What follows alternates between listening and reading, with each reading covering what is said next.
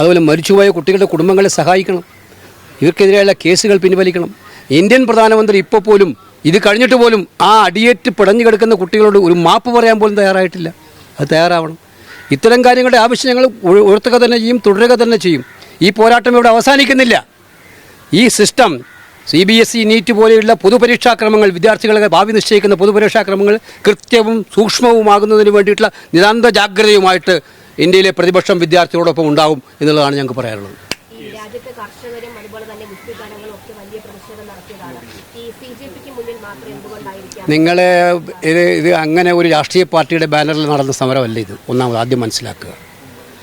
അവിടെ വന്ന കുട്ടികളോട് ചോദിച്ച എല്ലാവർക്കും അറിയാം. ഇത് ഞാൻ പറഞ്ഞില്ലേ, എല്ലാവരും ഇപ്പോൾ കഴിഞ്ഞ ദിവസം ഞാൻ കണ്ടു, ഇന്നലെ ഒരു വാർത്ത കണ്ടു, ആസാമിലെ BJP മന്ത്രിയുടെ മകളും ഈ സമരത്തിൽ പങ്കെടുക്കാൻ വന്നു. പല BJPക്കാരുടെ വീട്ടിലെ മക്കളൊന്നും സമരത്തിൽ പങ്കെടുത്തിട്ടുണ്ട്. ഇത് രാഷ്ട്രീയത്തിനതീതമായിട്ടുള്ള മറ്റു ചിന്താഗതികൾക്കതീതമായിട്ടുള്ള സമരമാണ്. കർഷക സമരം വിജയിച്ചു. ഇതുപോലെ കർഷകർ നടത്തിയ നിശ്ചയദാർഢ്യത്തോട് സമരത്തിന് പറഞ്ഞ ആ 3 ബില്ലുകൾ പിൻവലിച്ചത് അവരുടെ പോരാട്ടത്തിൻ്റെ വിജയമാണ്. അന്നും ഇപ്പോൾ ആദ്യം ചിലർ ചോദിക്കുന്നുണ്ട് എന്തുകൊണ്ട് കോൺഗ്രസ് ആദ്യ വിനോദ നിലപാടെടുത്തില്ല. കോൺഗ്രസ് ആദ്യം എടുത്തിരുന്നെങ്കിൽ പറയുകയാണ് രാഷ്ട്രീയമാക്കി കോൺഗ്രസ്. ഇത് രാഷ്ട്രീയപ്രേരിതമായ സമരമാണ്, മോഡി അട്ടിമറിക്കാൻ വേണ്ടി സമരം. ഇത് ജനുവിനായി നാച്ചുറലായിട്ട് സമരം വരാൻ, പക്ഷേ ഞങ്ങൾ പാരലായിട്ട് സമരം ചെയ്യുകയാണ്. കഴിഞ്ഞ 4 മാസമായിട്ട് ഞങ്ങൾ ഡെറാഡൂണിലും കോട്ടയിലും ഇന്ത്യയിലെ പ്രധാനപ്പെട്ട കേന്ദ്രങ്ങളിലെല്ലാം ഈ പോരാട്ടം നടത്തുകയായിരുന്നു.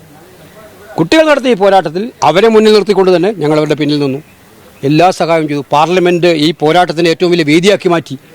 കഴിഞ്ഞ 5 ദിവസവും പാർലമെൻറ്റിൽ ഒരു ഇഞ്ച് പോലും ചർച്ച ചെയ്യാൻ വിട്ടിട്ടില്ല. ഞങ്ങൾ ഈ കാര്യത്തിൽ തീരുമാനമാകുന്നവരെ മറ്റൊരു ചർച്ച വേണ്ട എന്നുള്ള നിശ്ചയത്തോടെ തീരുമാനമെടുത്തു.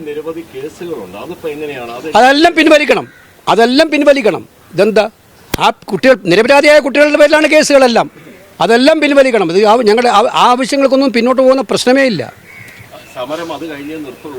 അല്ലല്ല, ഇപ്പം സ്വാഭാവികമായിട്ടും ഞങ്ങളെ സംബന്ധിച്ചിടത്തോളം സമരം ചെയ്യുന്ന കുട്ടികളാണ്. അവരാ കാര്യത്തിൽ തീരുമാനം പ്രഖ്യാപിക്കും. ഞങ്ങളെ സംബന്ധിച്ചും പ്രതിപക്ഷ പാർട്ടികളെല്ലാവരും കൂടി തിങ്കളാഴ്ച രാവിലെ 9:45 യോഗം ചെയ്തിട്ടുണ്ട്. അവിടെ വെച്ചിട്ട് ഇത്തരം കാര്യങ്ങളിൽ എടുക്കേണ്ട തീരുമാനമെടുക്കും.